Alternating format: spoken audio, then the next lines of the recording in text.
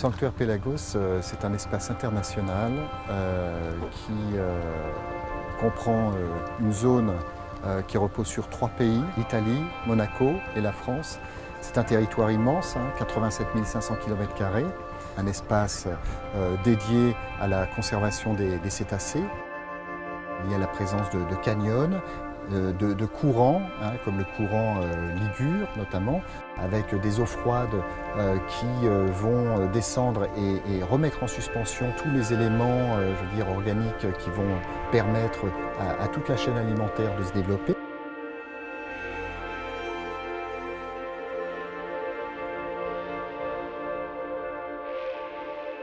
C'est un espace aussi de concertation, puisque l'objectif, c'est de faire se rencontrer l'ensemble des acteurs de la mer qui travaillent sur cet espace. Quand on dit sanctuaire, ça veut dire un endroit un peu sacré, un endroit où on protège. Le sanctuaire, il est dédié à la protection de certaines espèces animales maritimes. Ce sont essentiellement les mammifères marins.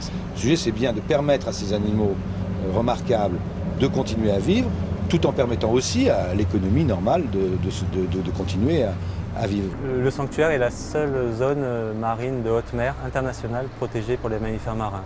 Ça n'existe nulle part ailleurs dans le monde. On peut faire côtoyer une forte activité touristique, comme il existe sur la Côte d'Azur, et préserver de façon appropriée les mammifères marins qui existent.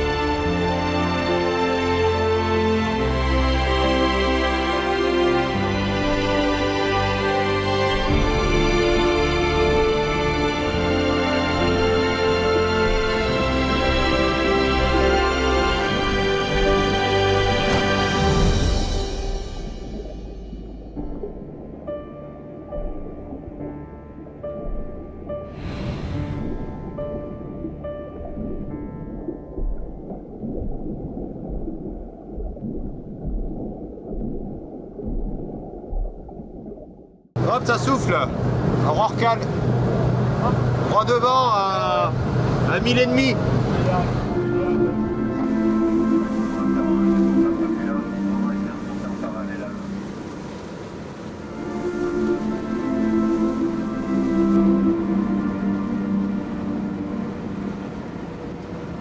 Il faut savoir que le whale watching est une activité en plein essor. Il y a de plus en plus chaque année de personnes qui proposent ce genre d'activité-là. Donc le sanctuaire a essayé un petit peu de canaliser cette activité-là en proposant un code de bonne conduite. Il faut tout d'abord ne pas couper la route des animaux, donc on garde une certaine distance par rapport à ça. Naviguer en parallèle. Donc en général, notamment pour les gros cétacés, on essaye de garder une distance de 100 à 200 mètres. Et pour les dauphins, donc éventuellement, si les animaux sont prêts, sont réceptifs et qu'ils veulent venir au navire, naviguer à l'étrave ou sauter sur les vagues arrière, on laisse faire. Le rorcal commun, la population est estimée entre 3000 et 4000 individus dans les eaux du sanctuaire Pélagos. L'idée, c'est de sensibiliser les gens aussi derrière à comment ils vivent, comment on les reconnaît, quelles sont les menaces qui pèsent sur eux, comment les protéger. C'est vrai que là, le fait de les voir dans leur milieu, dans leur environnement, on voit à quel point c'est important de préserver la nature, de préserver toute cette faune et cette faune marine.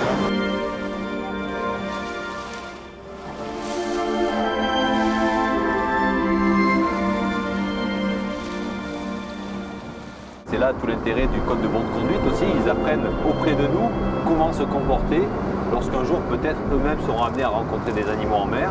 Et ils garderont une certaine distance, ils éviteront de leur couper la route et ils feront des belles rencontres également.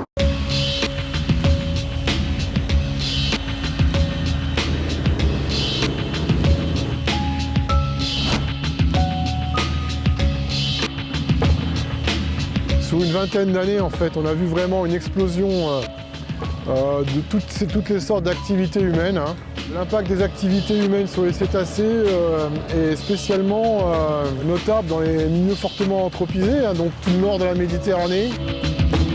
On a un phénomène d'augmentation du risque de collision lorsqu'il y a plus de bateaux et plus de baleines. C'est généralement la période qui s'étend du mois d'avril au mois de novembre dans le nord de la Méditerranée. Au-delà de 12 à 15 nœuds, les collisions ont généralement une issue fatale pour les baleines ou les cachalots.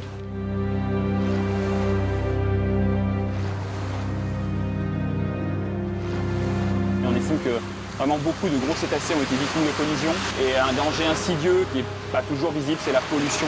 En moyenne, chaque année en Méditerranée, c'est une cinquantaine d'échouages sur la façade méditerranéenne, Corse comprise. Il y a 3-4 espèces qui s'échouent vraiment très fréquemment et d'autres beaucoup moins. L'espèce la plus fréquente étant le dauphin bleu et blanc, le dauphin le plus commun dans le sanctuaire.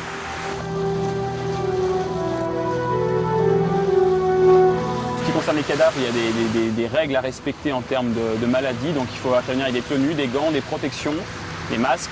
Et pour les animaux vivants, il faut bien connaître les cétacés, leur comportement, pour pouvoir les manipuler de la meilleure façon possible.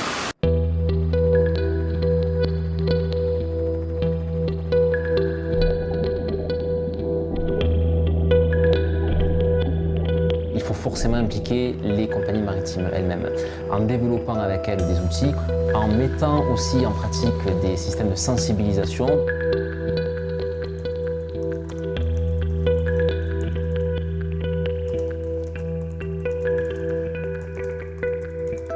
Le principe de REPSET, c'est d'équiper tous les navires d'un logiciel qui permet aux bateaux de s'informer les uns les autres des positions de baleines qu'ils ont vues sur leur route de navigation.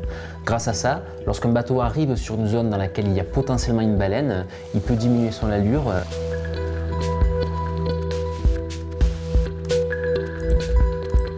terme, on peut imaginer également des mesures réglementaires qui permettraient de diminuer les risques de collision, de diminuer également les perturbations liées à l'acoustique.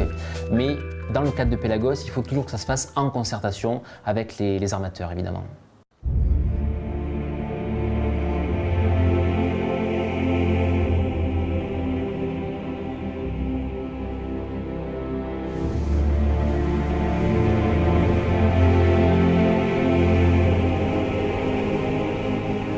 Nous sommes en prospection cétacée. Donc c'est la prospection mensuelle que nous réalisons entre Porquerolles et Porquerolles, c'est-à-dire qu'on photographie les ailerons, voire les queues de certains individus d'espèces différentes. Ces photos sont rentrées dans un catalogue qui est partagé par la communauté scientifique et ça nous permet individuellement de reconnaître les individus.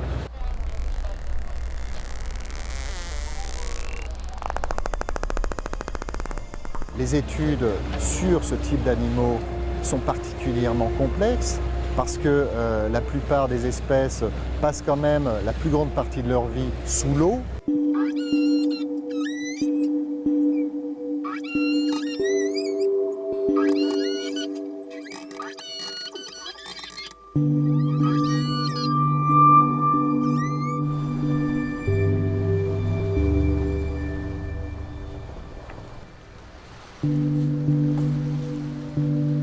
Depuis 2006, on s'est lancé dans un programme qui consiste à évaluer le niveau de contamination des grands cétacés du sanctuaire Pélagos. Pourquoi les grands cétacés? Parce que pour faire ça, on est obligé de prélever des biopsies, c'est-à-dire des petits cylindres de peau et de gras, et qu'on ne peut pas le faire sur des petits animaux, donc on se contente de le faire sur 3 espèces, le rorqual commun, le cachalot et le globicéphale. L'aérosort. Biopsie réussie.